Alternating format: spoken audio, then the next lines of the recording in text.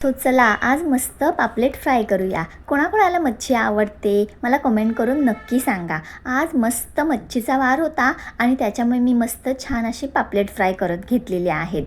प्रत्येकाची बनवण्याची पद्धत वेगळी असते, काहीसं सेमच असते।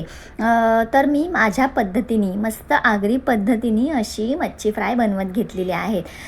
मच्छी मस्त आणून छान वॉश करून घेतली। त्याला सुरुवातीला पहिले मीठ लावून घेतलं, मीठ सगळीकडे चोळून घेतलं म्हणजे कुठेच मीठ राहायला नको। छान अगदी सगळीकडे मीठ लावून घेतलं। त्याच्यानंतर चिंचेचा कोळ लावला आणि अगदी बेसिक मसाले जे असतात ते टाकून घेतले आणि मग तव्यावर छान तेल टाकून घेतलं आणि मस्त लसूण टाकून घेतला। मला ना हा मच्छीतला लसूण पण खायला फार आवडतो। तुम्हाला आवडतो का मला कमेंट करून नक्की सांगा।